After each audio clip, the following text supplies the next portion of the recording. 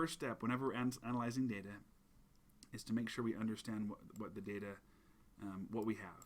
So we've got date, some item, a location, amount. So we're probably talking about an item here that's been purchased at a location.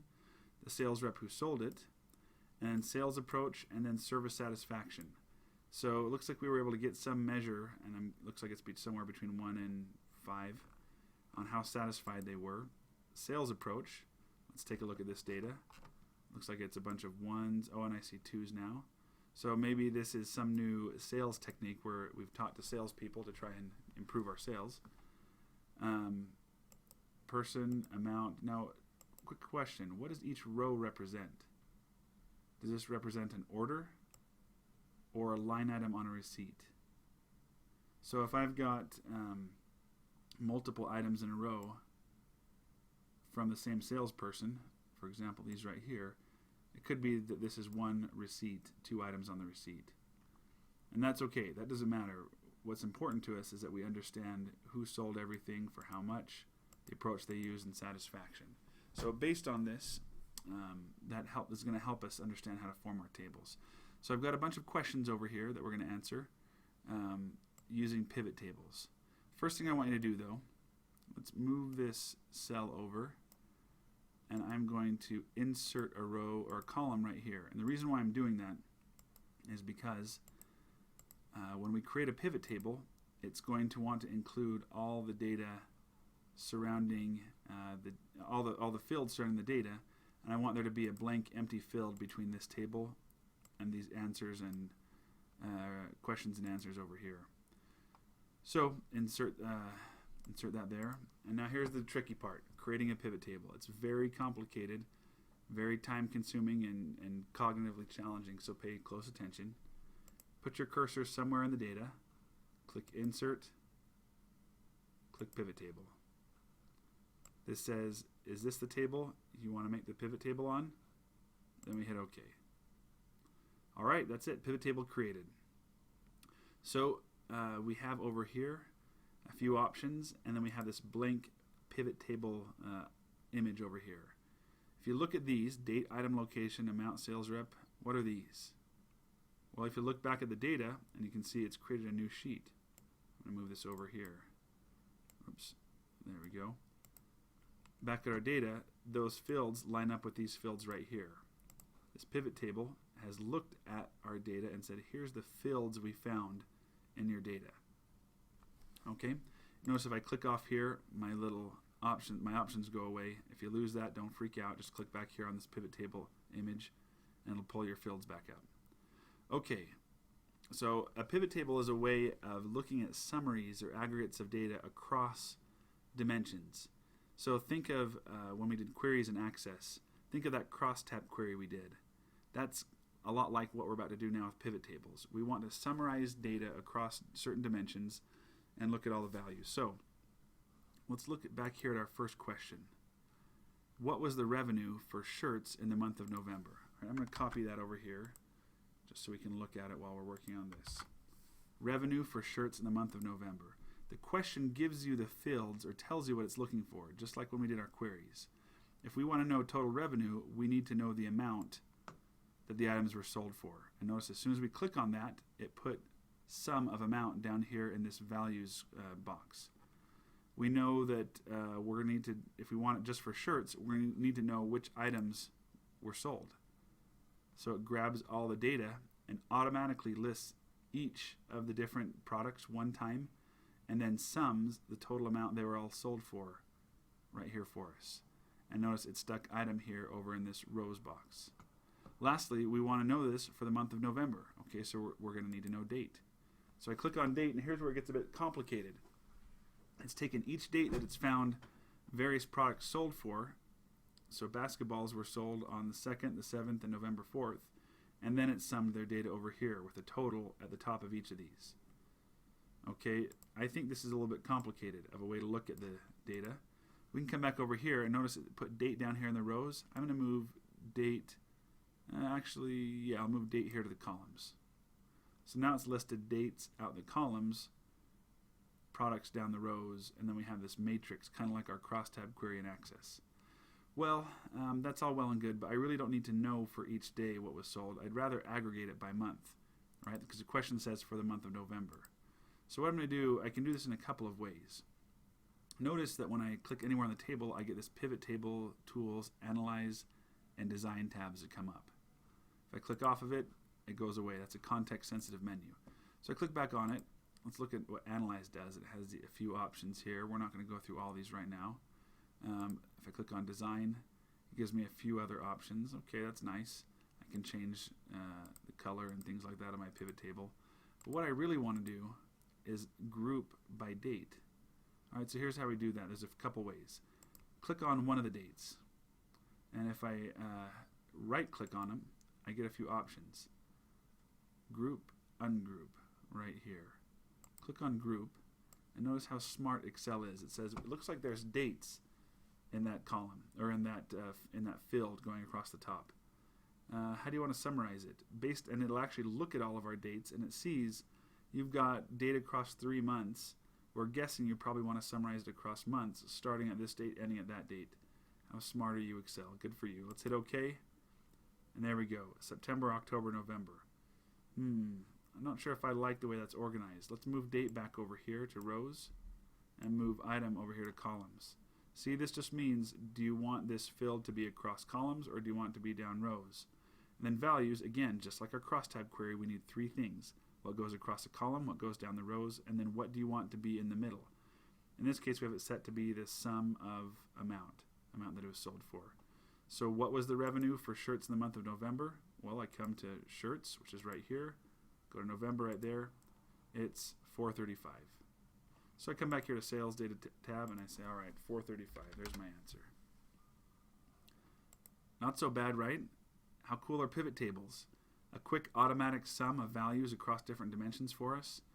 So this seems really easy and cool, but how did we get to do this in the first place? Well, we had to get this data in this format. And as you know, we couldn't have simply run one query to get this because we had to have the date, which is going to come from the orders table, yet we also needed individual items purchased and for how much. That's going to come from an orders line items table. Plus we got the sales rep name. That's going to come from some employee table. And then we have sales approach and satisfaction. So we had to understand how that database was structured. We needed to know the ERD. So what is the foreign key primary key relationship among tables in order to construct a query that would give us this data back.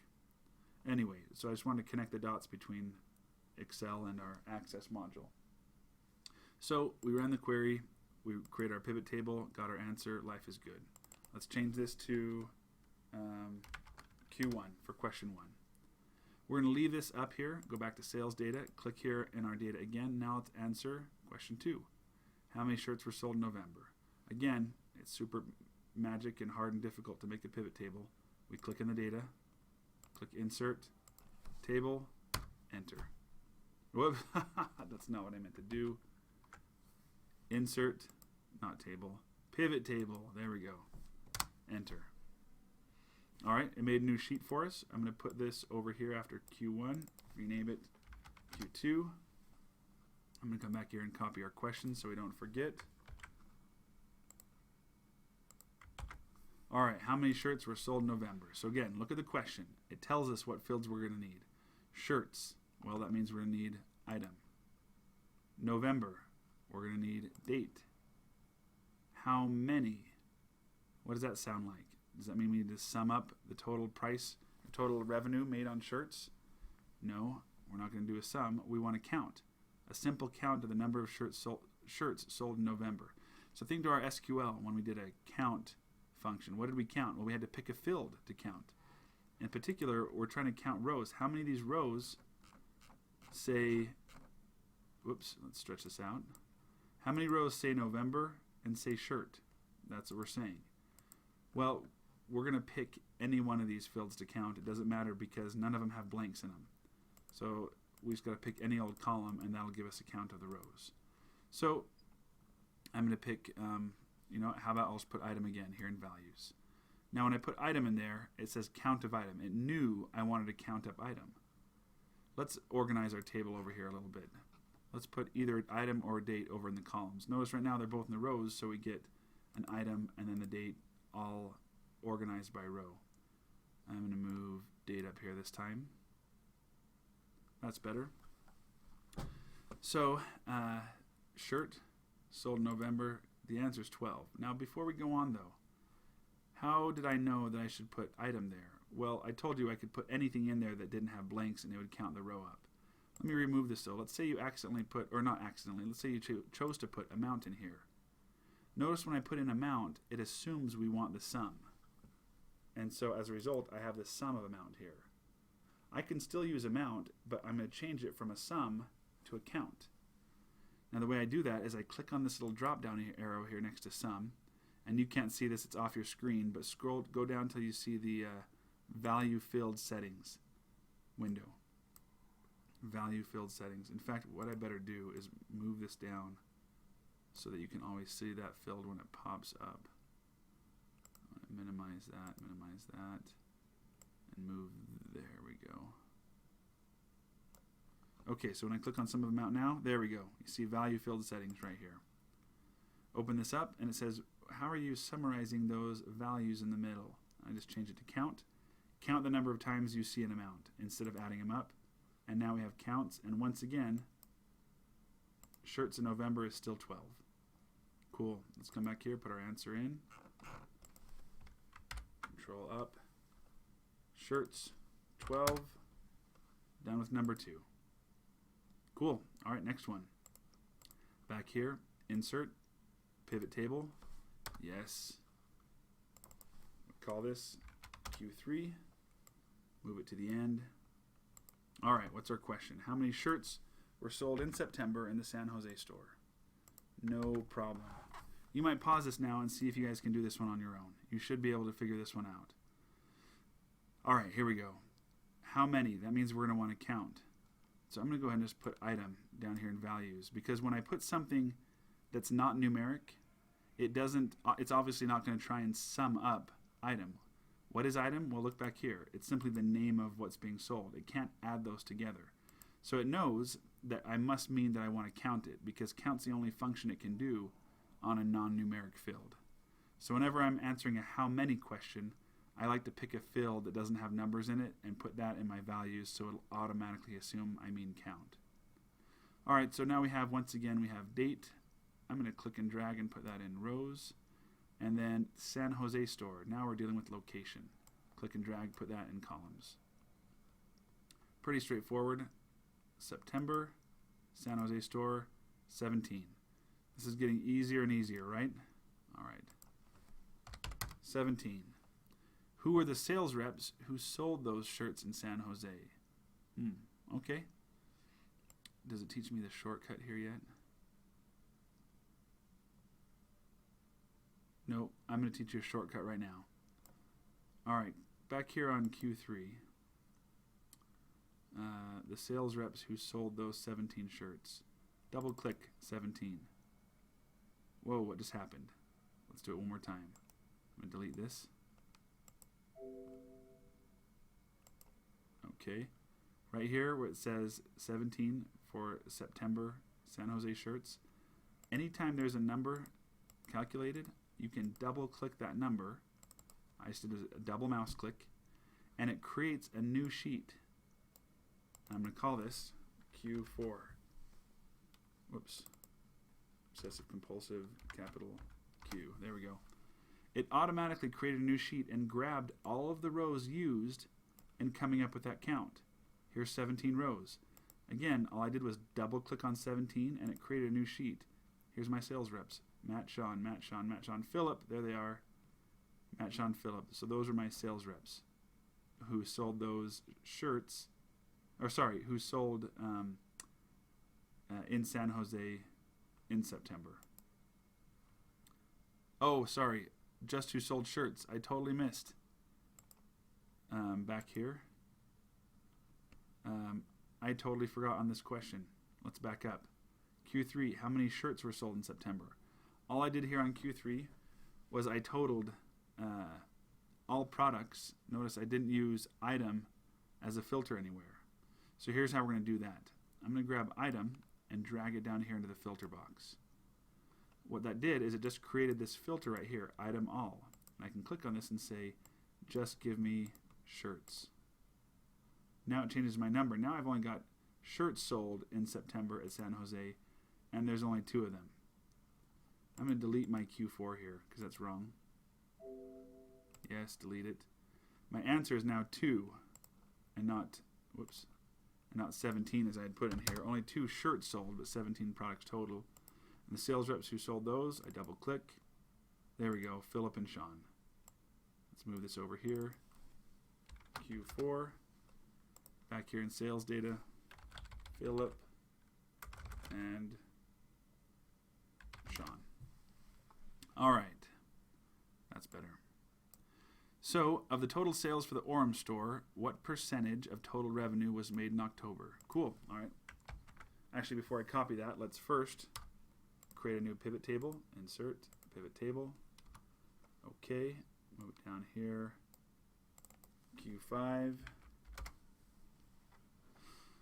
Okay, copy my question over.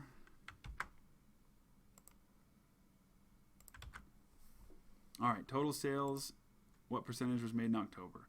All right, so we know we need a total, so we're going to have amount. So I'm going to put that down in values, and it does sum it. Good.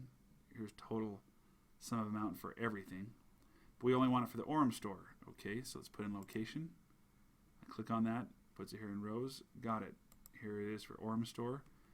But it says, of the total sales for Orem, what percentage was made in October? Okay, so I'm going to need to have date. Puts it in rows. I'm going to move it over to columns. So now I have store, date. There we go.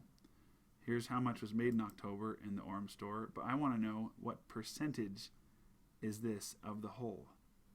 So of that 1886, what percent was made in October? Well, that's not a problem. What I want to do is come down here to where it's sum of amount, and instead of showing this value as a sum, click on value field settings, and I want to show it as a percent of the total. The question is, as a percent of which total? The grand total, column total, or row total? Now the easiest thing is if you're not sure, just try different ones. What I want is for grand total here to say 100%, and then I want this divided up into the percents that give me 100. So if I do it of column total and hit OK, it puts 100% at the bottom of each column.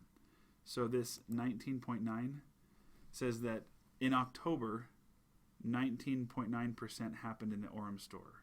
Is that what's being asked right here? For the Orem store, what percent was made in October?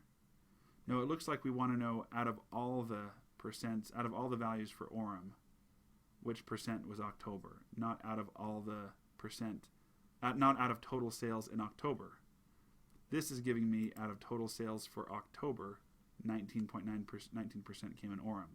I want it the other way around. So I'm going to come back here to sum of amount, value field settings, and show values as, instead of percent of column total, percent of row total, which means it'll put the 100% here in the row. So now it's telling me that of the total sales for Orem, rather than total sales for October, like I showed before.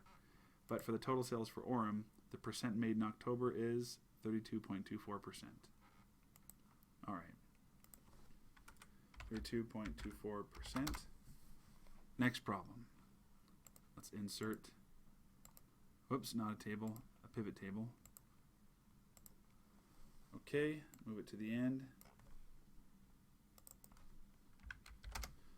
Q6.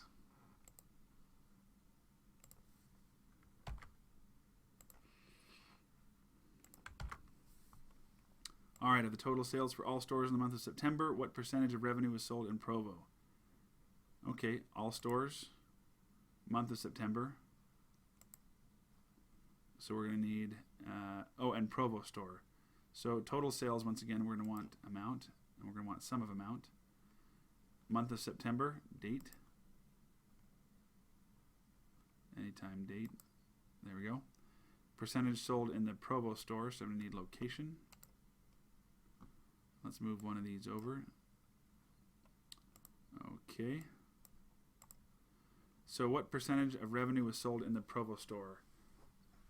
in as a percentage of all stores for the month of September. So this is like what we were trying to do the first time before. For the month of September, meaning we want 100% down here in grand total, how much was in the Provo stores? So Provo store is a percentage of the month of September. No problem. Come down here to sum of amount, value field settings, show values as, percent of, column total.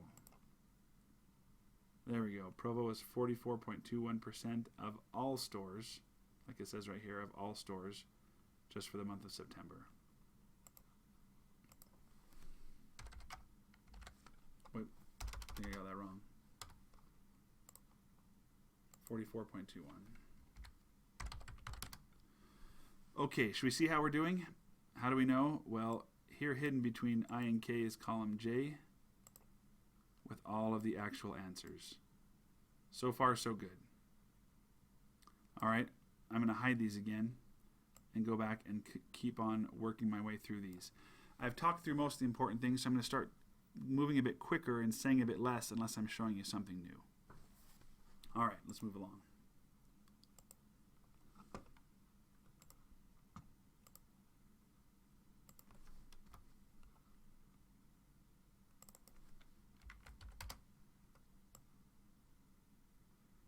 Start ordering them this way.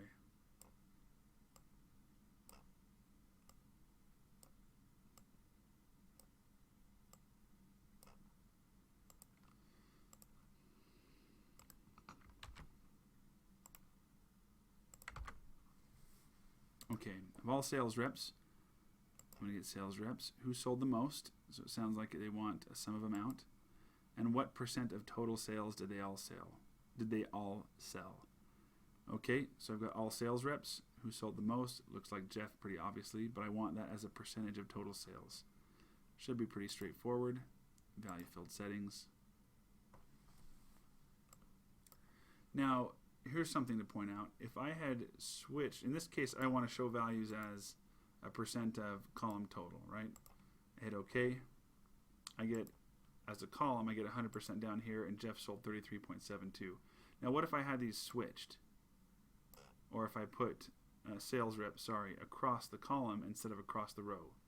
Well, then I just have to reverse it and say show values as a percentage of row total. Key is simply understanding what the question is looking for. All right, so Jeff and 33.72. No problem, Jeff, 33.72.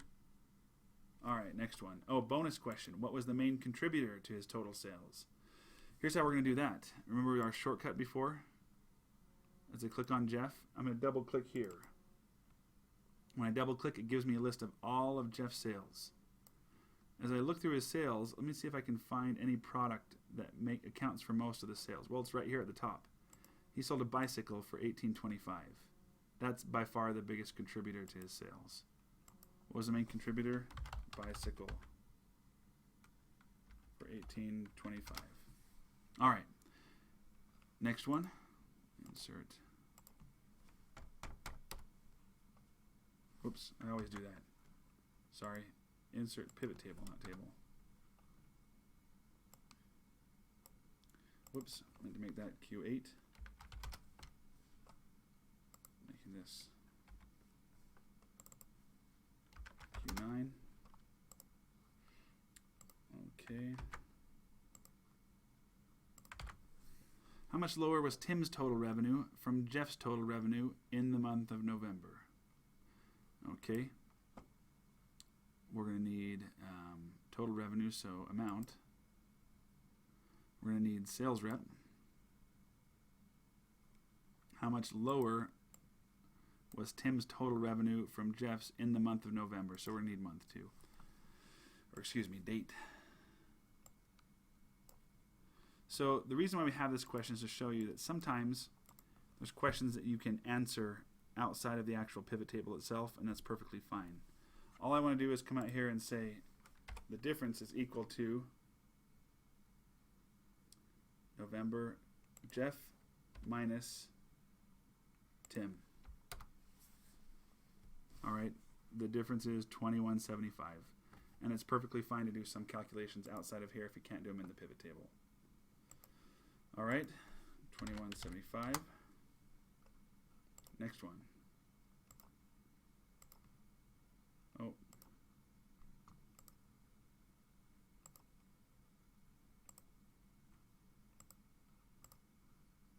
Oops, I'm going to have to move this up just a little bit.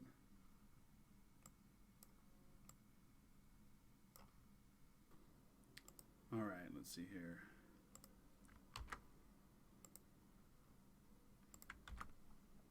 So November is the first month that the new sales approach was instituted during the full month. What percentage of November revenue did the new sales approach bring in? Okay, so we want to see how effective the new sales approach was. Did it actually improve or bring in more revenue? No problem. So we're going to need amount, because we're looking at total revenue. We know we want to look at it by month, so let's bring date in. And then we're also going to need to know about sales approach, obviously, to see how one sales approach differed from another. So let's move this up here. All right. So percent of total November revenue. What percent did the new sales approach bring in? Okay. So we have sum of sales approach. Does that make sense? And sum of amount? What happened? Well, sales approach, if you remember, is a number, right? It's coded as a 1 or a 2. That is very common because in a database we don't want to waste space with text if we don't have to. So rather than write old or new in the database, they put a 1 or a 2. Very smart. However, what that means is that when I click on sales approach, it looks at it as a number and assumes it must be some value that I want to sum up. Well, that's not right. All I have to do is take sales approach out and move it to either the rows or the columns. Okay, and it says, all right, there's already data here. Oh, what it's worried about is that once I do that, this pivot table is going to overwrite my text right here. So I'm going to cancel. Let's move this out of the way. There we go. Notice this values right here, but in the columns, it's because it's kind of confused as to how to label our two different values. Let's just move sum of sales approach up here. Now we have sales approach 1 and 2. That's more like it. Let's bring this back over. So 2 has a 0 in September or nothing. Why would that be? Well, it's because we didn't start using it until October. In fact, from this question, where it implies that it was only used partway through the month of October. So November is really the only month where both approaches were used. So we want to express this number right here, 3664, as a percent of November revenue. So the 100% is going to go where? Over here in grand total. We want this percent and that percent to add up to 100. No problem. Whoops, value field settings. Show values as a percent of row total, because we want the 100% to refer to the other items along with it on the row. And we see that sales approach 2 was 79.65% of total revenue. Now, does that mean that sales approach 2 is better? Okay, we don't know if they simply used sales approach 2 79% of the time, or if they used it half of the time and the other half of the time. And that, if that's the case, then 2 definitely looks like the better approach. So got to be careful how we interpret that, but let's put the answer in. 79.65. Okay, let's make our next one. Insert pivot table. Looks like I got to do some relabeling here. That one is Q10. This one I just made will be for Q11. All right, let's pull this over. Okay, what was the average sale amount for the old sales approach across all 3 months? Okay, so we know we're going to need sale amount. However, we want the average, which means sum of a sale amount won't give it to us. All right, we'll worry about that in a second. For the old sales approach, so we're going to need sales approach across all 3 months, so we're going to need date. Once again, it put sales approach down here in values, so let me move up to columns. Same thing as before, but we want average sale amount across all 3 months. Okay, I'm going to click on sum of amount, value field settings, and simply change sum to average. And that's it.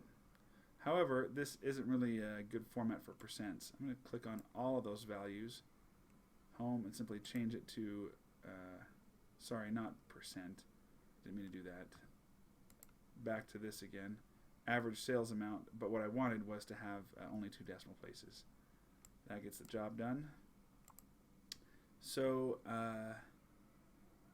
old sales approach 1 across all 3 months. So 38, 35, 42. I am not even going to plug that one in. Just unhide. Oh, across all. Hey, I misunderstood. Across all 3 months. That means it doesn't want a separate one for each month. It just means it wants me to collapse it across all 3 months. And I get that right here. Even though it says grand total, it's giving me an average across those 3 months. Just like over here, this is the average across sales approach 1 and 2. But I want it just for 1 for those 3 months. There's my 38. Okay, that's pivot tables. Nothing too complex. Again, if you want more practice on pivot tables, just come here to Learning Suite and try out these practice problems in Key. But we're not quite done yet. I want to show you one other thing, pivot charts. Pivot charts are not any more complicated than pivot tables, but you just need to know how charts work. So first question is, what is the trend in sales across all month, all stores? Okay, no problem. Insert. This time, instead of inserting a pivot table, I'm going to click here on pivot chart. Now, if you're on a Mac, I think you still have to insert a pivot table, and then you have to insert a chart over the top of the table. However, hopefully most of you are not using Mac version anymore, but switched back in iOS 110 days to PC version. But that's how you do it anyway. So click on pivot chart. Whoops. Hit OK.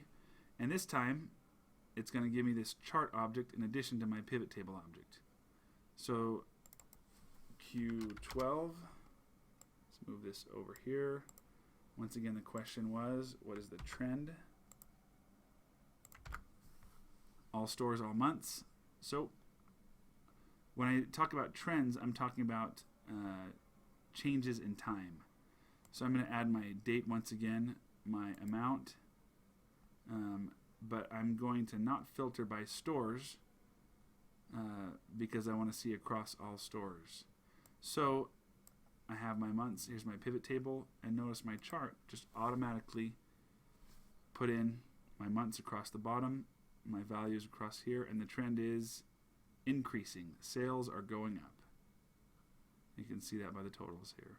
Now, charts have lots of other cool options. You already did these in 110 though, so I'm not going to go into any more detail. Just remember that you can click on individual objects within a chart and edit all of them. I'm a big fan of getting rid of grid lines, adding data labels. Once you have the labels, you don't even really need a y-axis anymore. That gets the job done.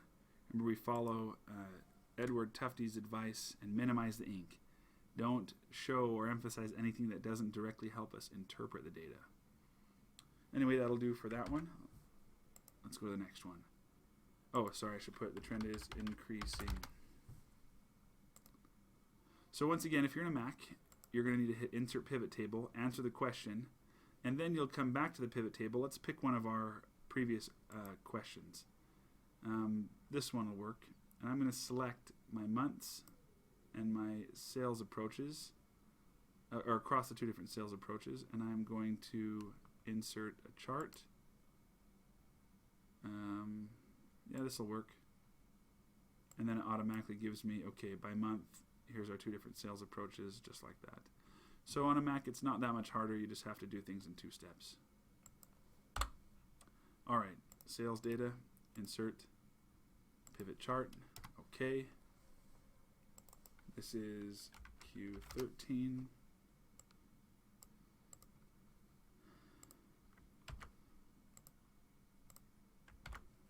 Okay, which sales approach is associated with greater average sales across all months and stores? So same thing as before, we're just going to break it up by sales approach. No problem. Oh, and we want to do sales as an average sale, not as total. We'll still need amount. I'm going to go ahead and change it right now from sum average. So it's average of amount. Sales approach, rather than have to click on it and move it again, I'm just going to drag it directly into the columns. And then lastly,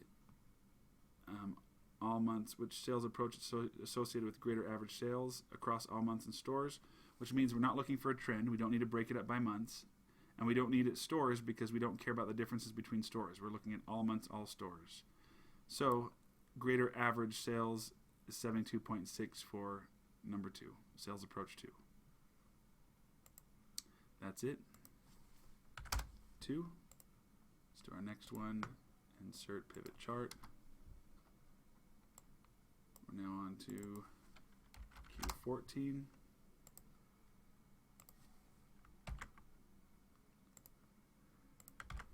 Okay, which items do we sell the most of in each store separately? So that each store separately, meaning I want to see it summarized across each different store. So, no problem. Which items do we sell the most? I'm going to need item. I'm going to need location for each store. Let's move these to different spots. And which items do we sell the most of? What does that mean? Does that mean we're looking for a total or a sum?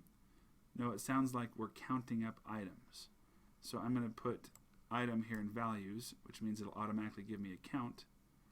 And it makes my chart look like this. I've got items here, this time in the axis, or sorry, I've got a legend. Instead of column and row, I have legend and axis.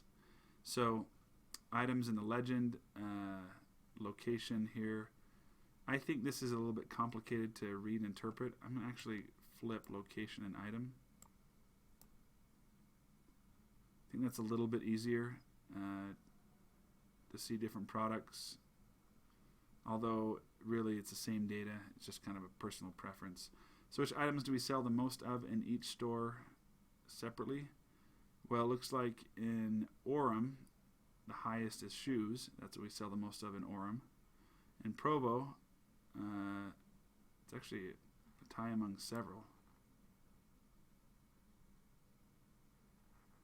Is there a difference here? No. 12. In Provo, it's shoes, snack, and toy. And then in San Jose, also tied among several. Let's double check and see if that's exactly what I was looking for in here. Unhide. Oh yeah, no, that's right. 4-way tie, 3-way tie, Orem shoes. Okay, good. I'm not going to write all that back in there though. Which store sells the most snacks and candy? All right. Insert pivot chart. Okay. Q15. Move it over.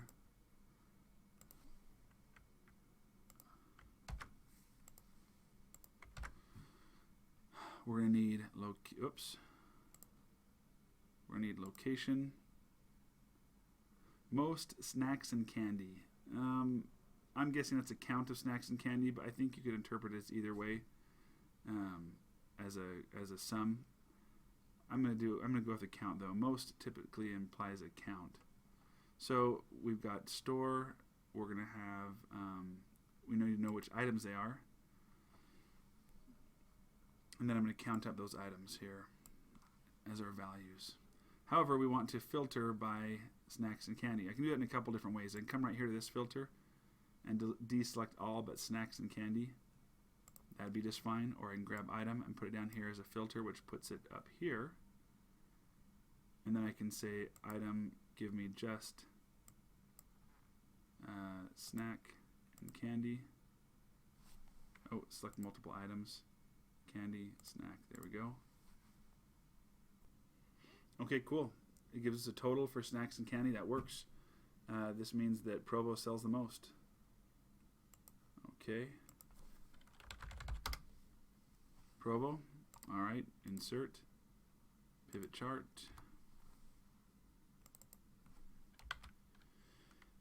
Q16.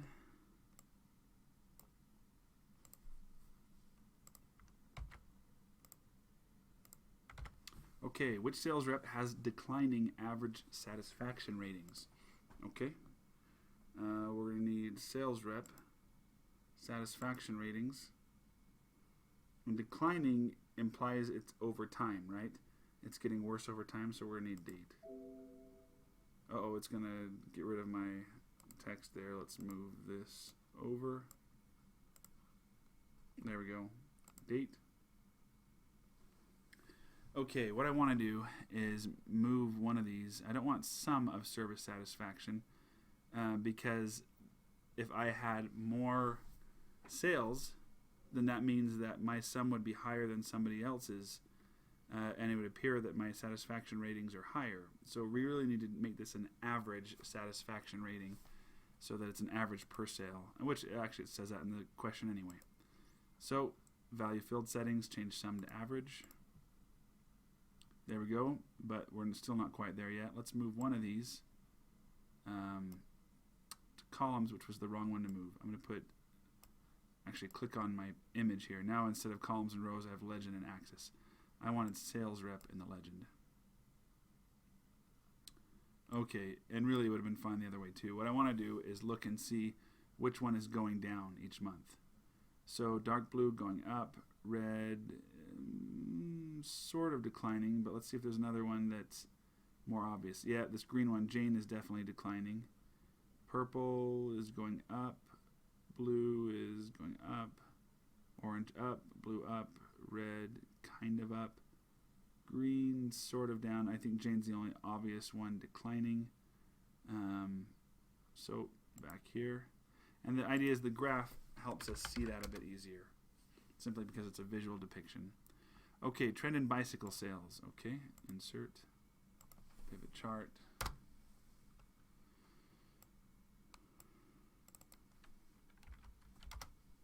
Q17.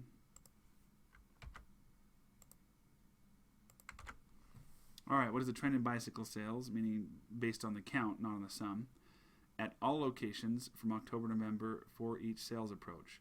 So don't filter or separate by locations, but we do want date, approach, and we want to filter for bicycle sales. No problem. Date, sales approach in the legend. There we go. Let's count item. But we also want to filter by item and only get ourselves bicycles. Okay, so let's see if this answers our question. Trend in bicycle sales. So whenever we say the word trend, that means we want date across our x-axis here. So at all locations from October to November for each sales approach. Okay, so from just October to November, sales approach 1 is clearly going down, sales approach 2 going up. So 1 equals down, 2 equals up. In other words, sales approach 2 is giving us what we want to know, or giving us, returning, it's behaving as a better sales approach.